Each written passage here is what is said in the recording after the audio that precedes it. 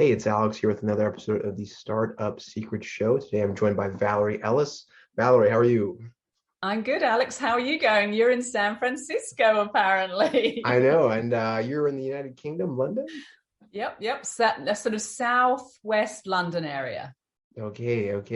Today it's still, I'm showing my ignorance here. It's still Tuesday, Wednesday there, right? It is Wednesday at 3:30 in the afternoon here. What time is it where you are? I'm actually I'm actually on the East Coast. Yeah. I've been just needing to change this for a while, but it's actually 10:40. But I've talked to people who are like Nigeria, from Asia Minor to Australia. So sometimes it's like, hey, it's 2 a.m. here. I'm like, wow, I'm like honored to have you. That's dedication to being interviewed, isn't it? And so I'm actually extremely honored to have you as well, because as we were chatting in the preface for this conversation, I was getting to understand, some entrepreneurs you speak to are like, I hated school. I had no option. I was forced to do this and the growth worked. And some entrepreneurs you talk to, and we'll talk about yourself, follow the rules, got very credentialed, went into practice. And I want to tell your story for you, but I'd love to share your story today around how you went kind of mainstream, with the crowd, and then how you made that decision to go out on your own. And so if you want to pick up, say, post-college and what your first experience was in the working world, I'd love to hear. Yeah, well, as you say, and I'm sure your audience is familiar with all those sort of really sort of razzle dazzle entrepreneurs who say, "Oh yeah, I took sweets to school and sold them for a profit," and a lot of people. That's sort of an exciting story. I'm boring. Like, I went to school and I did what I was told to do, and I'm hoping a lot of people in the audience go, yes, that was me too. Like, I was not that entrepreneurial little child. So I went to school and then I went to university afterwards, and I got a degree in psychology, and I was a therapist. So I did follow a more traditional route, but it was a kind of an interesting segue because being in a therapist, you're kind of in your own business. So it's a proper job, if you like. People recognize it, but it is in your own business. So you start having entrepreneurial sort of inklings around about then and realize that you're in charge. And I'm curious, and being a therapist and in psychology, you sort of slide into personal development world and personal growth world, which is right on the edge of entrepreneur world. So I slid from psychology through personal development into entrepreneurialism that way. Psychology is a good gateway for that. Yeah. Wow, I really, and so that's something we talk about as well. We're going to cover. I think there's huge value in knowing yourself in those conversations you have during your career as a proper therapist, as some might label it. How or what would you say? I can't point to any one instance, but what did that do for you in the reflection that you might have heard in the stories you heard from people? Obviously, you don't want to go into the specifics of anyone, but what were you maybe able to pull for your own self-growth? Oh, I can't tell you how much listening to other people's story is useful for you as a therapist, but also as a person. I mean, you've got your own narrative, haven't you? You've got your own story. And if you have some reflective ability, you look back and go, oh yeah, when this happened to me, it had this effect. When this happened, I learned this lesson. But when you hear other people's stories, and I don't mean like reading a book about it or a quick interview or something like that, like you watch someone sitting in front of you telling their life story, telling you about their earliest memories, their parents, their experience at school, their loves, their losses, what's broken them and what they need to feel better. You are reliving their life story as well. And I remember a time thinking, it's as though I've lived dozens of lives. Now, not really, but in the sense of it is, I've learned lessons from my own life and reflecting on that. But it's as though I've lived dozens of other people's lives and watched their suffering in front of me and realized, I mean, there have been moments in therapy where I've looked at someone saying that they've done a certain thing and seen the effect on them. And I've thought, fuck, I'm never going to do that.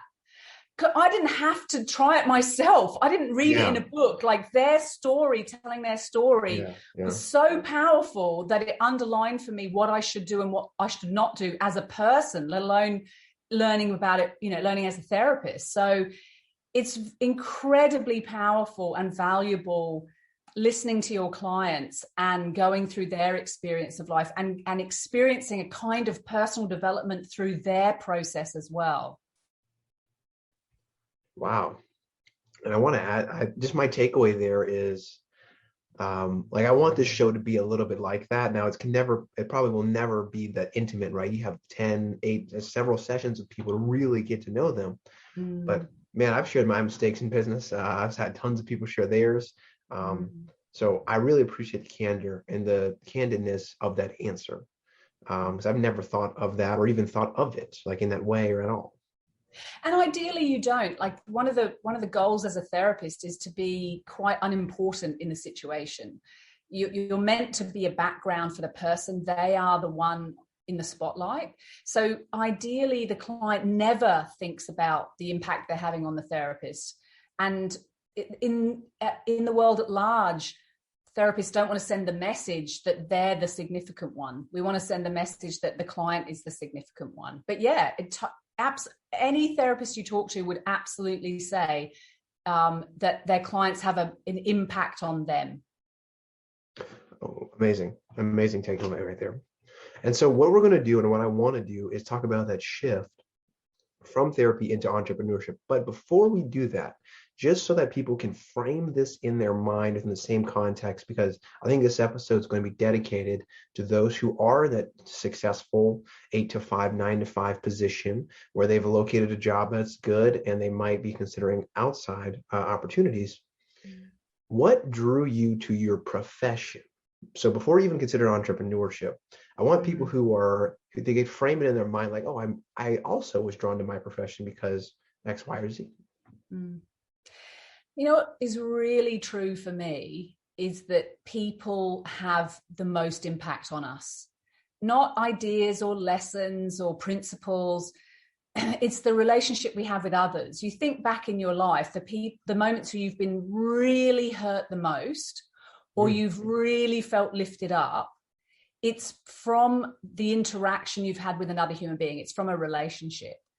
And the reason I chose my profession is two people like that.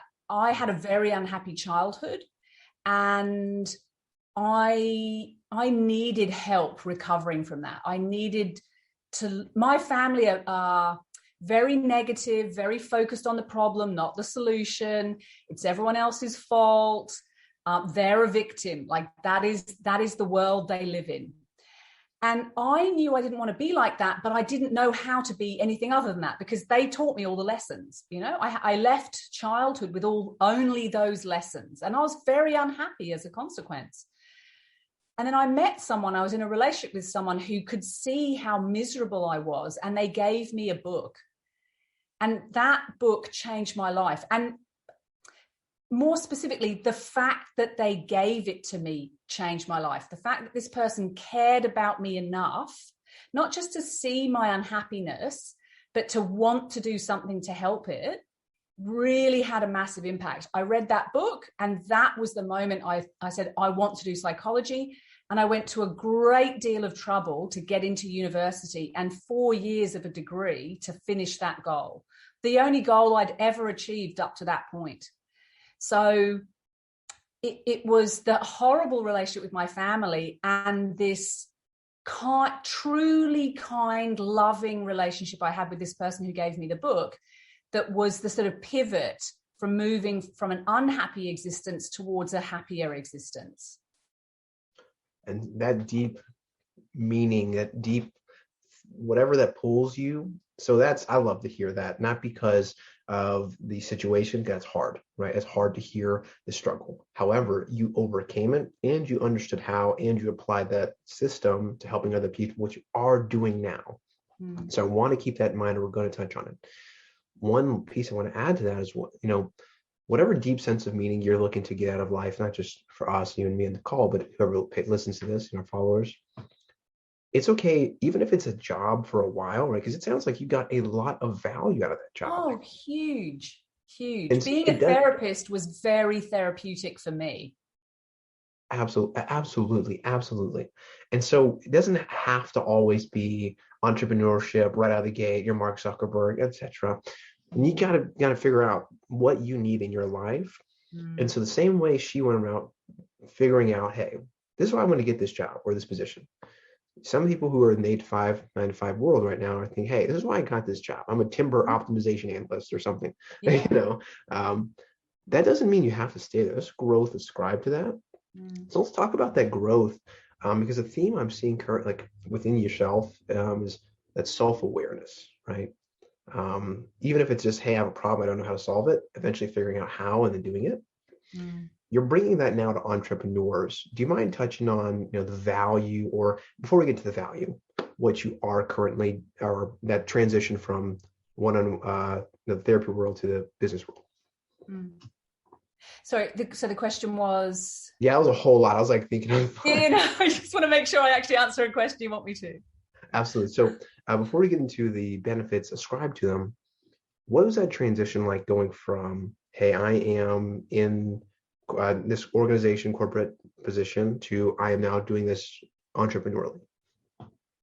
So it started with real estate. So you go. I say there's a sort of slide from psychology through to personal growth, through to entrepreneurship, and there's various concepts, pretty steady state concepts in entrepreneurship about how you can take care of your own well-being and particularly your financial well-being, and real estate is one of the big concepts, isn't it? So I came across that, and I'm a very home-oriented person. I like homes and houses, so it resonated with me, and I explored that idea of how to become wealthy by real estate. And I did that a couple of times. I bought property and did it up and sold it for a profit. So that's the first sort of shift from psychology, personal development through to entrepreneurship, doing your own thing business-wise, if you like.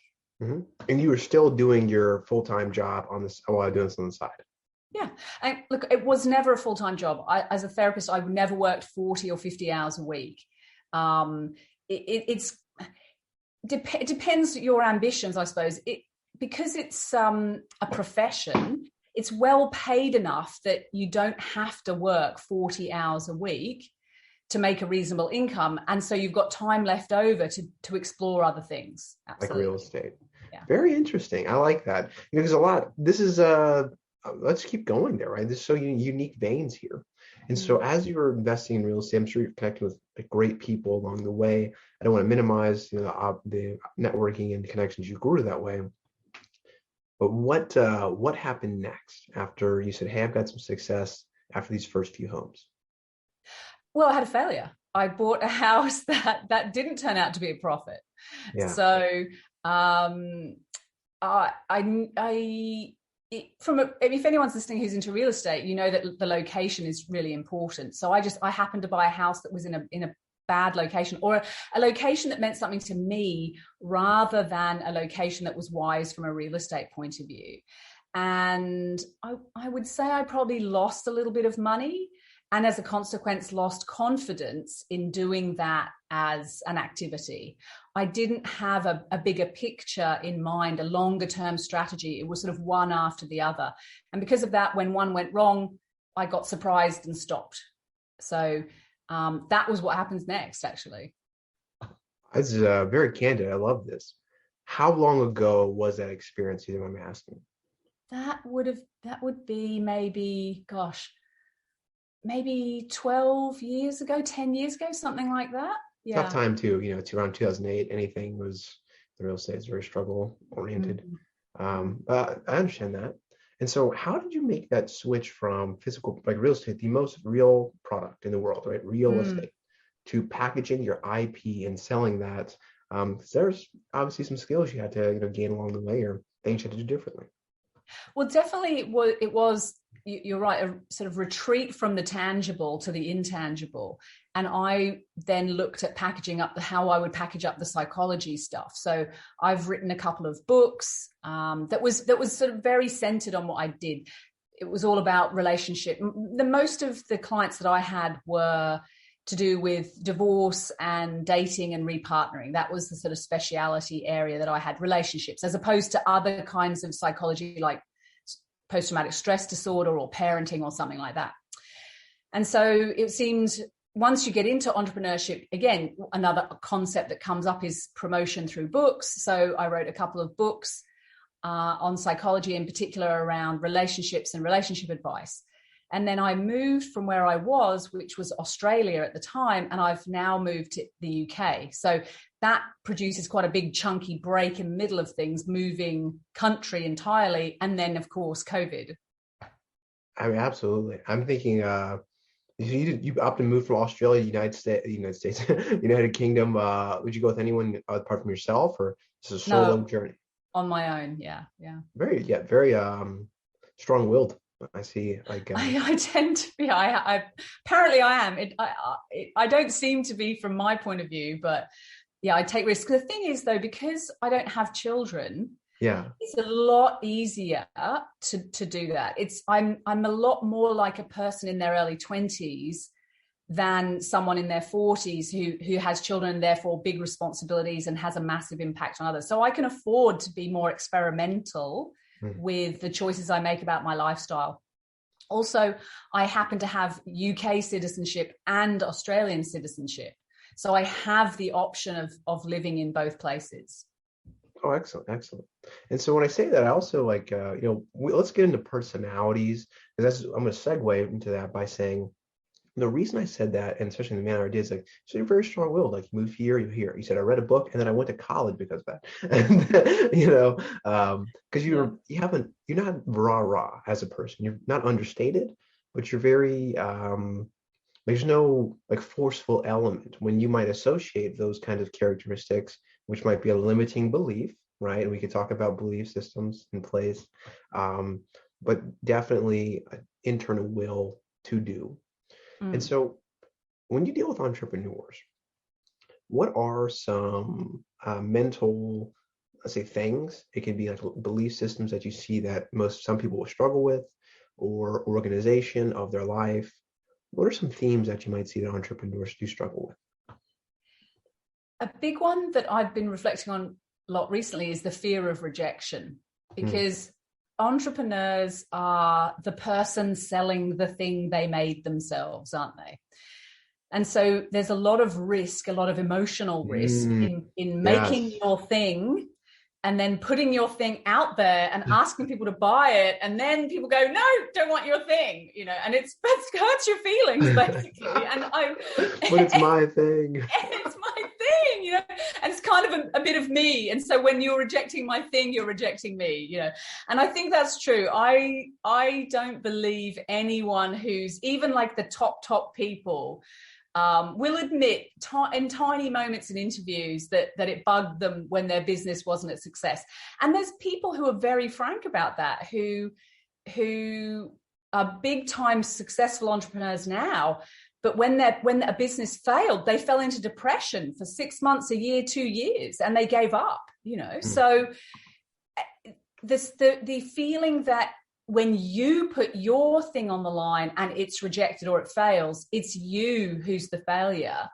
That's a big problem that people face if they try and it fails at the end, but also people face at the beginning when they even consider trying. So I find this particularly true of women.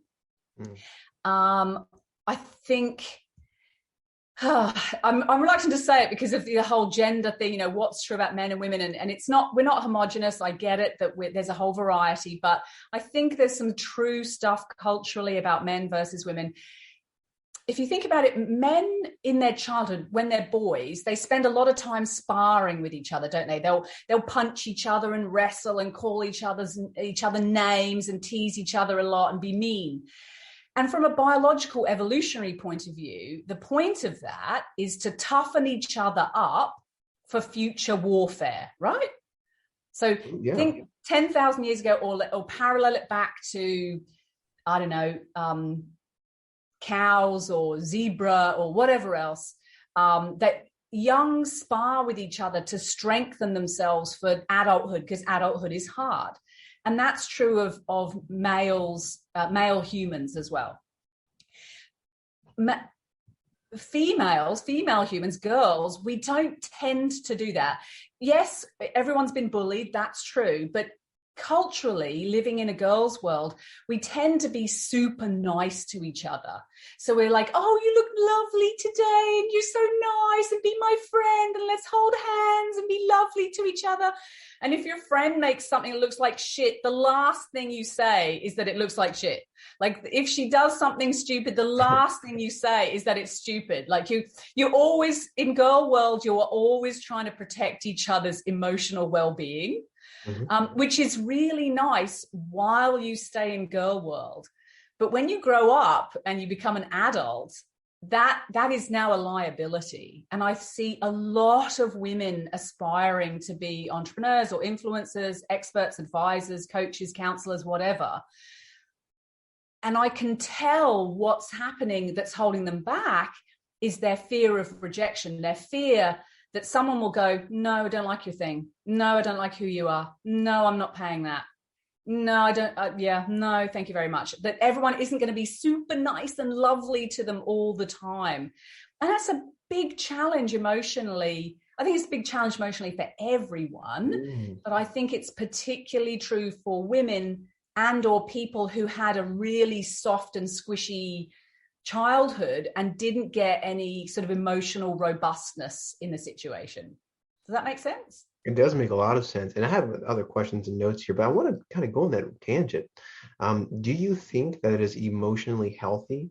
Because let me ask you this. We don't have to go for, you can go specific to each sex and talk about, experiences that you've seen in people and say, this person this, but not to say internalizing like rejection is not a positive thing. It does have like a motivating sense about it, right? Like you could like get pushed like ahead or like, but like in general, you don't want to like hold things too long, right? Because if it sucks, let it suck and then let it go. If it sucks a lot, let it suck a lot and then let it go. Like let it be equivalent in my opinion, right? But do you think,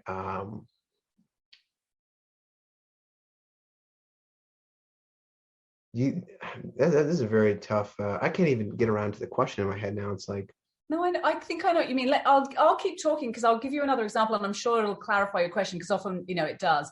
I was talking to a girlfriend the other day and she has trouble asking for the money, basically. There's that movie, isn't there, where show me the money, and I think that's really common amongst, again, women in particular. I'm sure other groups, but women in particular, it's not okay to ask for money. That's a bit inappropriate. And I was joking with her and I was saying, look, think of a woman in a job, right? If you're given a job as a woman and a customer comes up to you with the thing and they said, oh, have this thing, please. It's okay to turn to the customer and go, oh, that'll be $195, pounds, whatever, please. You can say it. It's okay to say that'll be $195, please, and take the money. Because the job told you that was okay to do. And it's not kind of your thing on the line. It's somebody else's thing. But as soon as it's your thing and your job and you have to give the permission to do it, it's really hard. For someone says, oh, I'm looking at your thing there. And you go, oh, that'll be $195. That's really hard for some people to say out loud. Or even type in an email, not because that's hard. Like typing 195 send is not hard. What's hard is the feeling that they may email back going no, or possibly worse, they may not email back at all. And you've been rejected, but it's so awful they couldn't even say it to you, So it's interesting that women, if someone else tells them to say it, it's okay saying it, like in a job. But if they have to say it themselves for themselves, that's hard. That's a really good explanation. That's exactly the almost asking my question and answering in a way I just like was not doing effectively. That's all So right. this is this a specific tactic there. I don't want to get too far into specifics. So you've been great, like especially overall, and then examples. Mm. But what's one way you have found to help people kind of break that mental like barrier, glass ceiling in their head? I know for me, the reason I could ask for money is because that was what I was meant to do. So in university, we're taught psychology, and then you're taught how to practice, and you have a routine you're supposed to go through. You make an appointment with a client, they turn up at the time, you go through the thing. At the end of the appointment, they give you the money. And that's how that's supposed to go. And so I think because I was relatively young and it was kind of a proper job, and I'd been told that that's how it's supposed to go, I just did that. And I've never not been paid by a client. And if someone's had a problem with it, I'll talk about the money. In fact, I make a point of talking about the money in the first conversation. So I'll often get a potential client ring and say, oh, blah, blah's happened. I want to make an appointment with you for counseling, for therapy, whatever. And I'll say, yeah, we'll talk about some stuff. And I say, oh, and it'll be blah, blah money. Yeah. So I make myself say the money up front, and they hear me say the money up front. And so the money is part of the deal, and that's normal and fine for them. So I know that was true for me. I think the same true for clients, that if we start, some of it is just not having language. Some of it is never having said the words, I want a deposit for that. The deposit is 500. When you send the deposit, I will start work. If people have never said those words, like literally never said, pause and say them now if you're watching this. Yeah, exactly. Like if you have never said to another human being, once you send the deposit, I will start work, then what have you got? You got nothing in here to say. So with clients, sometimes there's a little bit of coaching and role playing. I'll say, okay, so how much is the deposit? Cool. All right. Now tell me how much the deposit is, and that you won't start work until you get it. Now say it to me now and do it. And I get them to say it, it's like, oh, and they're like, oh my God, it's funny how you realize what a barrier it was once you're asked to do it. You think, oh no, I don't have any money issues, whatever. Okay, ask me for the money then. Ask me for the money and let's see if you have any money issues, Send me the email that says, I'm not working until you finish paying this part of the deal. So sometimes it is literally just having the actual words to say and practicing them on someone else. And of course, I think the third part of that is the fear that if I ask for the money, I'll get rejected. If I ask for the money, they won't give it to me. And then I'll miss out on a client, and then I won't have any work. And you have to be willing to do that. Like as a therapist, I would not have performed my job if you didn't pay me. That's not what I do. I don't. But again, I've been taught that. So you have to have an idea in your head that if they don't pay you, you don't do the work. And just as a little sort of hack around the end of that, if you've got other things to do, it makes it easier to do that. Like if you're just sitting there in your office hoping desperately for a client and you've got nothing else to do with your life, it's really hard to give up on a client who won't pay. If you've got other things to do, even if that's like gardening or charity work or whatever, you've got something to do that you'll stop doing for a paying client. So it's probably a really good idea to have a busy life so that when a client approaches you, it really literally is, sure, I can do blah, blah, blah, and it'll be $595, pounds, whatever. Send me once I see the deposit, I'll start work. And then you send that email and then you turn around, you start doing your other thing because that other thing you've got to do. And you're not worrying and thinking about whether they get back to you. You've got other things to do. I think that's really important. I love that. That's a lot of value right there. And to break it down, it'd be kind of difficult, especially for those who are, I love for those who are watching kind of sit there and think about it. But my takeaway from that is, especially at the end, so you got to be hungry to plant the seeds. When you got to be in a rush to plant, not in a rush. You got to be urgently planting the seeds. but you can't be urgent to let them sprout, right? You have to do other things because they're not going to grow, just because you're in a rush. Absolutely. Absolutely. Well, that's exactly it. Is you cannot make a plant grow faster, can you? So you plant it and walk away and you do some gardening somewhere else. And then it sprouts or it doesn't. It's up to the seed, not you. I really love the analogies there.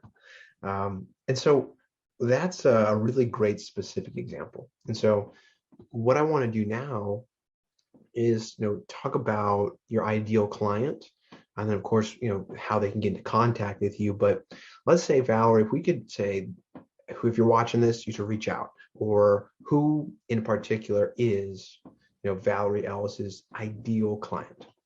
Well, I'm a personal brand consultant. My business is called Personal Brandsformation. So my clients are people who usually selling a service, and it's who they are is important to an audience. It's who they are is important to their success. So, if you own a shoe shop, probably don't need to be a personal brand. That's cool. No worries, But if you are anything from like a proper profession, like a doctor, lawyer, dentist, anything like that, and you think who you are is going to make a difference, all the way through to someone who sells advice or coaching, counseling, your expertise is your thing. Yeah. You are the product and service, if you like. That's my client.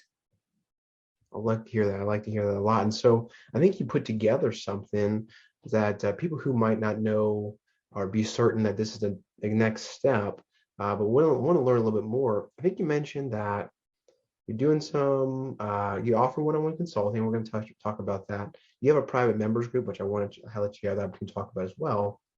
But I also want to mention the free personal branding guide that you're going to be making available today. Yeah, so personal branding, I always say a personal brand is a bridge between you and your audience. So I use the brand bridge system that has 5 parts to it. And what I made is a free guide for people. So if you take the guide and apply it, you don't need me. So that's great. You can do it yourself if you want to. But if you go to the website, you can download a free guide called What to Do Before You Start Your Coaching Business. And it's all about how to build a personal brand. And it's 13 pages long, so there's plenty of information. There's actually a workbook, so there's things for you to actually do and implement. So you can have it absolutely free from me. It's my gift to you. I love that. And so we're definitely going to link that in the description below. Special for all of our listeners there. Thank you so much, Valerie, for providing that. Let's say someone does like that and they say, hey, I might consider that one-on-one coaching, but first I want to see what the community is like. What kind of community is available and what kind of groups do you currently have? So I've got what's called the Personal Brandsformation Private Members Group.